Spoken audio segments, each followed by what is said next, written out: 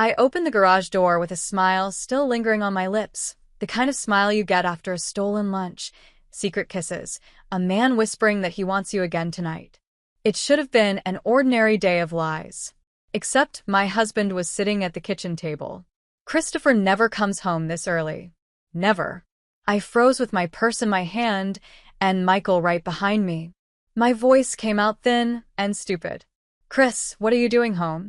He didn't shout. He didn't cry. He just stared, cold, patient, like he already knew.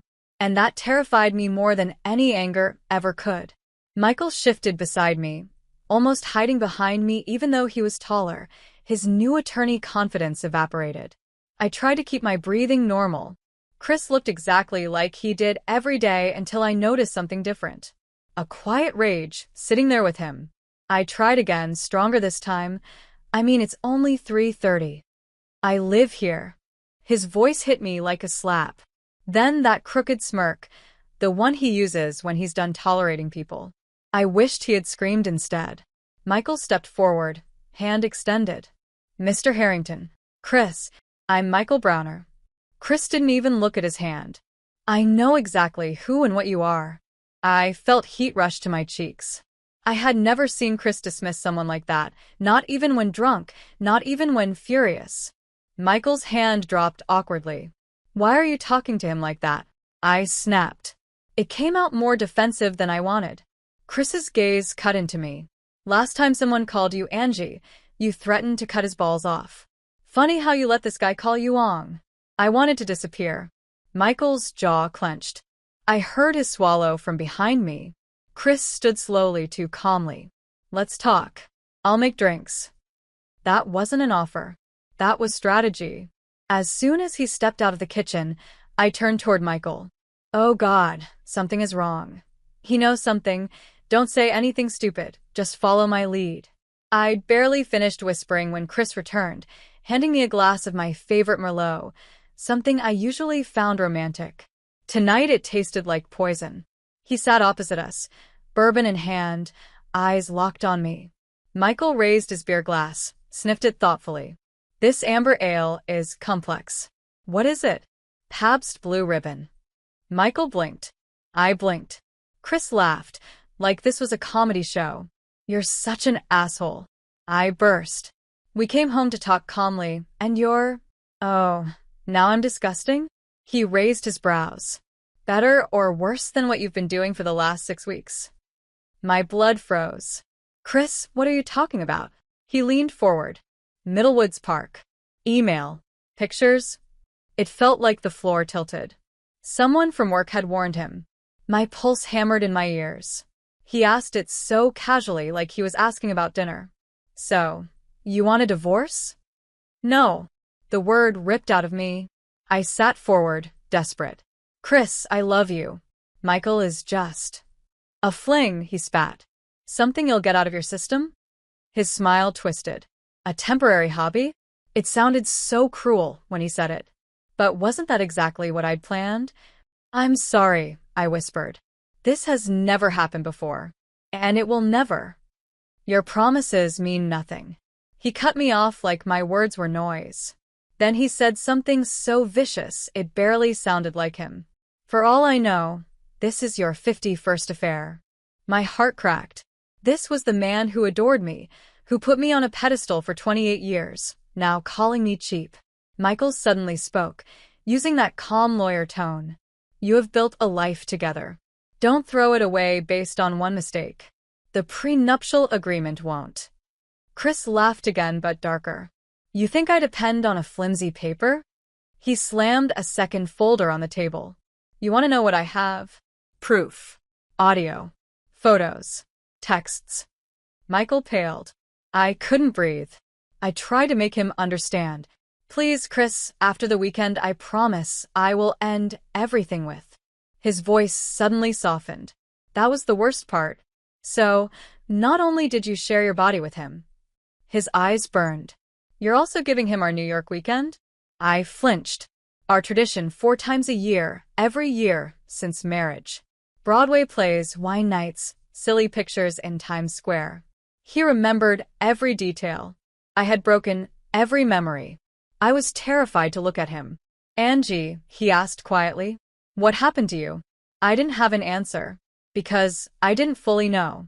He stood, filled his bourbon again without asking us. He wasn't even pretending anymore. When he returned, Michael, trying to be brave, reached for my hand. I let him touch me. Chris noticed. Of course he did. He sat down, calm again, the kind of calm that precedes disaster. I'd like 30 minutes, he said. You've had your turn. Now it's mine. He picked up the TV remote. My heart stuttered. Zoom screen connected. 2 lawyers appeared. Peter and Lou, Chris said, my attorneys. Michael's fingers tightened painfully around mine. Lou's voice was brutal. Mrs. Harrington, divorce papers have been filed. You will be served by Monday. I choked on air. Then, the prenup is up to date and fully enforceable. All joint financial accounts are frozen. You are evicted. You get 30 days to collect your belongings.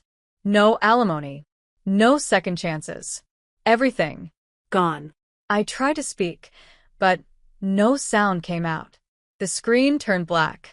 Chris didn't even blink. No. I whispered. Chris, please. He ignored me. Another Zoom call lit the screen. It was my boss. Angela, he sighed, I expected better from you. Your position here is terminated. You may accept a transfer to Albany within 30 days or resign. My throat burned. 28 years of career, destroyed in 2 minutes. Michael looked like a ghost. Third Zoom. A woman's face, beautiful, blonde. Michael's wife. I didn't understand. Michael whispered, Cynthia? She was ice. I'm filing for divorce. Send your things somewhere else. You're not welcome in our home. You've done this before, and you'll do it again. She listed names. Women from my own office. Each one a dagger. I was just the latest fool. The screen went black again. Michael whispered, Angela, I snatched my hand back. I wanted to vomit. I wanted to scream. I wanted to kill him. Chris leaned toward me. You lied to me, he said. Now you know how it feels. I broke. I sobbed into my hands. He didn't comfort me. He watched. Then the last Zoom. The one that completely destroyed me. My daughter. Kelly. Her voice cracked when she saw me. I love you, Dad, she said first. Why? I screamed. Why would you show her this? She stared at me with hatred I never knew she could feel. You disgust me, Mom. I reached out, she recoiled. I'm pregnant, she said coldly. A baby girl. And you're not invited to the celebration. I don't want my daughter around lies and filth. The black screen felt like a coffin closing. I had lost everything. My husband. My job. My respect. My child. All because I wanted excitement. Chris stood up, tucking something into his waistband, a gun. I didn't even know we owned one. His voice was quiet. Too quiet. I'll be gone for dinner. 2 hours. When I return, you won't be in this house. Then he looked at Michael. You have 3 days to leave this state. Stay longer, and I'll make sure you regret it physically. He walked to the door. Paused. Looked back at us, broken wife and pathetic lover, and said, Enjoy New York. It's supposed to be a beautiful weekend. Door slammed. Silence detonated. My world had ended. And somehow, I wasn't done falling. The door slammed, and the quiet that followed wasn't peaceful. It was a verdict. Michael sank into the sofa, wiping sweat from his forehead like someone escaping a crime scene, except we were the criminals, and judgment had just been delivered. I couldn't move. Tears dripped onto my blouse, the one I'd unbuttoned earlier for him. That felt like another lifetime. My voice came out broken. Michael, what do we do? He didn't answer. He couldn't. The confident attorney who used to whisper praises about my body was now just a man trapped in consequences. I stood. My legs barely worked. I looked around the living room. Photos of our vacations, family portraits, plaques from Chris's career. This wasn't just a house. It was my life, shattered at my feet. My stomach twisted with panic. I can't lose all this. He won't, he can't. Michael finally spoke. We need to call someone. Legal help. He said it like a lawyer. But his eyes? They were pure fear.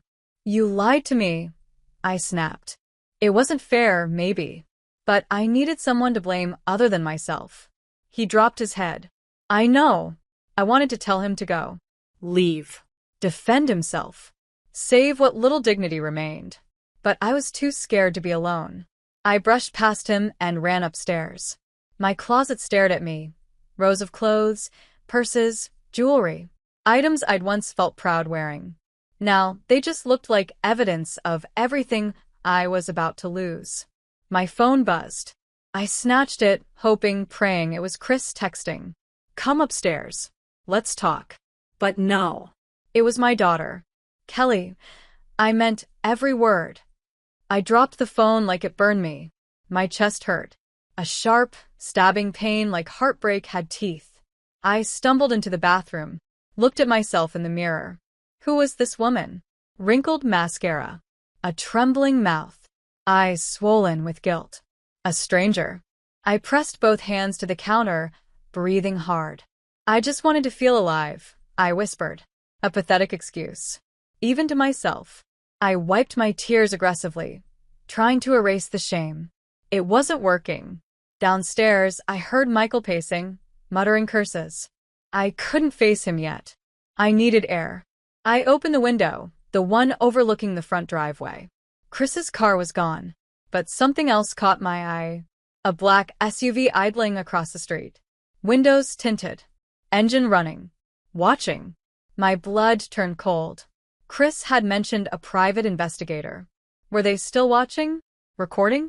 Gathering more? I slammed the window shut. Michael shouted up the stairs, Angela, we need to leave before he comes back. No, I yelled back. My voice cracked. He said I have a week. Michael marched up to me, grabbing my shoulders. You saw what he did in 1 hour. Do you seriously think he'll give you a week? He shook his head. He's planning something worse. I yanked myself away. Don't touch me. He stared at me like I had betrayed him now. I walked to the bed and sat, numb. I ruined everything, I whispered. Michael sat beside me, reaching for my hand again. This time, I let him. You didn't ruin everything, he said softly. You made a mistake. A bad one. But you can fix it. I laughed bitterly. Fix it? My daughter hates me. My husband, he doesn't even feel anymore. He just executed a plan. Michael swallowed hard. He'll get over it. No, I said. He loved me too much to forgive me. Michael flinched. We sat in silence until headlights flashed through the window. A car pulled into the driveway. Not Chris's. Michael stood immediately. Who is that? I ran downstairs to the window. A man in a gray suit stepped out, carrying a clipboard. Michael cursed. Process server. We froze. He knocked. Hard. Again and again. Angela Harrington. Michael Browner. Open the door. I felt like I was being hunted. Michael whispered. We don't have to accept it yet. If no one opens, the delay's serving. I backed away from the door. My heartbeat echoed in my skull. The knocking stopped. Finally, footsteps down the porch. Car door. Engine fading. I collapsed onto the floor, shaking. Michael knelt beside me. It's okay. He's gone. No, I whispered. He's just warming up. The clock ticked slower, like time was torturing us. Michael checked his phone. I'm going to find a hotel, he said. I'll be back in the morning. We can talk to a lawyer together. He stood and walked toward the door.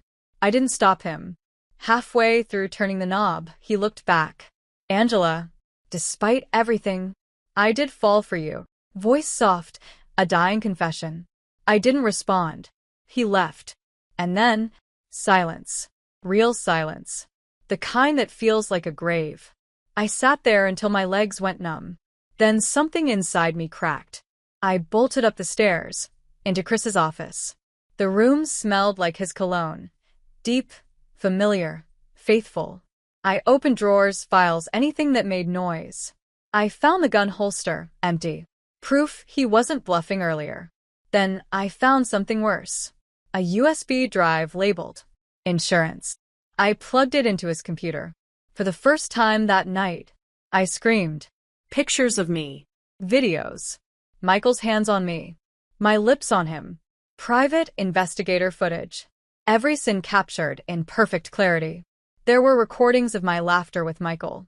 Texts printed in huge fonts. I can't wait for New York with you. I love what you do to me. Audio clips of kissing. Breathing.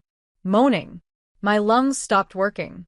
I ripped the USB out and threw it across the room. Tears came again, heavier than before. I slid to the floor, curling into myself. The house felt colder than winter. Chris had been seeing a therapist, planning every step, preparing every blow. And I had been too busy sneaking around, feeding lust, ignoring guilt.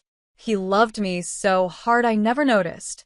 When that love turned into hate, I crawled back to our bedroom, dragging myself like a dying animal.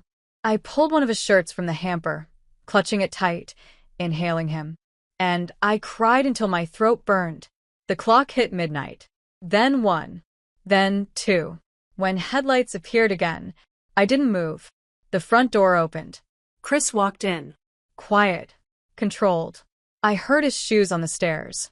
Slow. Unhurried. He stopped at the bedroom doorway. I didn't look up. He stood there for a long moment, long enough for me to feel his gaze cut straight through me. Then he said one sentence. Only one. His voice was calm. Too calm. Pack your things tomorrow. You're done here. Footsteps again. His door closing. Silence. I lay there on the carpet, realizing the truth. I wasn't his wife anymore. I was a ghost, trapped in the ruins of a life I destroyed. And tomorrow, he would bury me. I didn't sleep. I couldn't.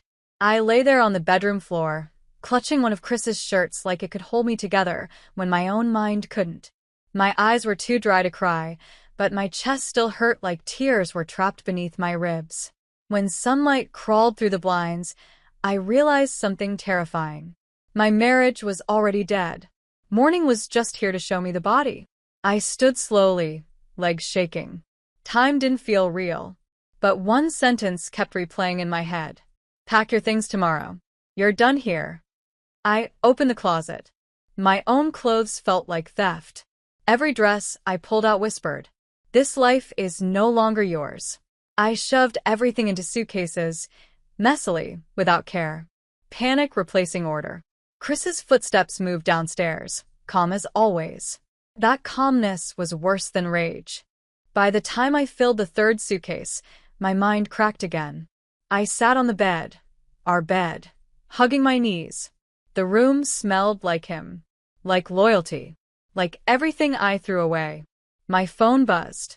"Michael, I'm outside. We need to talk." My heart dropped. Why had he come back? Before I could respond, I heard pounding on the front door. Loud. Reckless. "Angela, let me in." Chris opened the door, not quickly, not angrily, slowly, like a man welcoming a challenge. Michael barreled inside anyway. "We need to get out of here," he insisted, grabbing my arm like he owned me. "Pack the rest later. Come now." Chris's voice sliced through the room. "Take your hand off her." Michael turned, puffing up like he was going to fight. "Or what? You'll fire me again?" He scoffed. "Or show more videos. We can fight those in court. I'll win." Chris's hand slipped behind his back, and the gun appeared. Michael froze. The house froze. Even oxygen froze. Chris didn't raise his voice. He didn't threaten again. He just stared. That was enough. Michael's bravado shattered. "Angela, please," he whispered, stepping away. I didn't move. Couldn't move. Chris pointed to the door. 3 days, Browner." "That's what I said. You've already wasted one night." Michael swallowed, chest heaving. But he walked. Out the door. No goodbye. Only fear. When the door shut again, I expected Chris to yell. To unleash everything he'd been holding. But he just turned away. As if I was already invisible. He walked into the kitchen. Made himself breakfast. Eggs frying, coffee brewing. Ordinary sounds from a life that no longer included me. I wiped my eyes and dragged my suitcases into the hallway. My fingertips left sweat marks on the handles. Chris sat at the counter eating, fork scraping plate, calm, tidy, unmoved. I stood there like a stranger waiting for instructions. He didn't look at me. He didn't speak. Just placed a plain envelope on the counter and slid it toward me. Keys, he said. I opened it. House keys. Car key. And the wedding ring I had left on the nightstand. I hadn't even noticed he picked it up. My throat tightened painfully. You're giving me the car? I asked, stupidly. No, he replied. You're handing it back when you're done collecting your things. I wanted to scream. I wanted to beg. But my voice was lost somewhere with the woman I used to be. He finally looked up, the first time that morning. His eyes weren't angry anymore. That was worse. They were empty. You have 30 minutes, he said. After that, you call your friend. You go to his place. You never come back here again. My chest burned. He said like Michael was already dead. I dragged the suitcases out to the driveway. The black SUV was gone. The street looked normal. As if the world didn't know. I had ruined mine. Halfway back up the stairs for the last suitcase, my phone buzzed again. Kelly. Don't show up at my house. Don't call. Give me space. Space. My own daughter wanted distance from me like poison. I sank into the stairwell and buried my face in my knees. Everything inside me screamed, go to her. Fall at her feet. Beg forgiveness. But I knew I'd only push her farther away. I stayed still. Quiet. Small. Finally, I stood, wiped my face, and carried the last suitcase to the car. Chris watched from the doorway. Not with love. Not with hate. Just relief.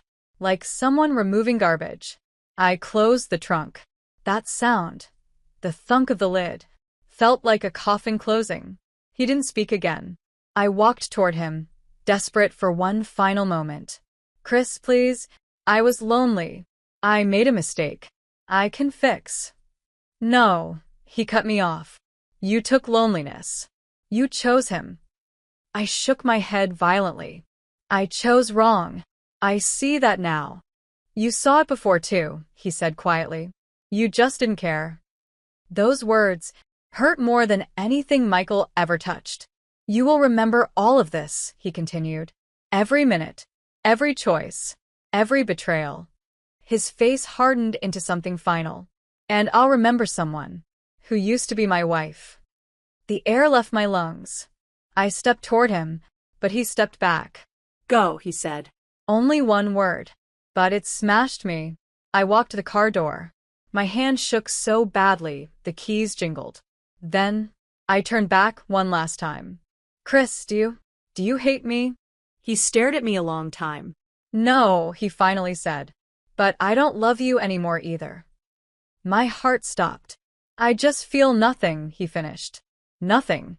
The one man who had loved me with his entire soul now felt nothing. I nodded weakly.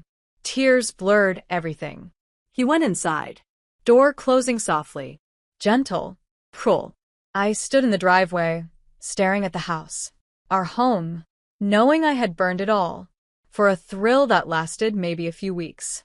When I finally got into the car, my hands were trembling so hard I had to steady myself on the steering wheel before reversing.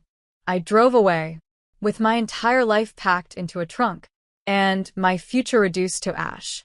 Michael texted again. Come to my place. We can figure this out. We can start over. Start over? With what? No job. No family. No reputation. And him? A man who loved conquering, not committing. I ignored the message. Instead, I pulled over at the first empty parking lot and cried into the steering wheel, loud, ugly animal cries. People walked past. They didn't stop. Why would they? I had become exactly what Chris's eyes said I was. A stranger. A mistake. A ghost. I finally whispered to myself, I deserve this. Not because I cheated, but because I didn't understand what I already had. Until I destroyed it.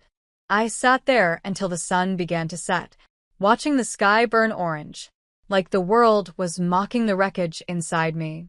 Then my phone buzzed one more time. Not Michael. Not Kelly. Chris. Just 2 words. Do not contact me. This time, the tears didn't fall. There was no energy left. Only the hollow silence of a woman who threw away her home for a man who didn't stay, and a thrill that didn't last, and a love she'll never get back. I closed my eyes, breathed in, and let the loneliness finally swallow me whole.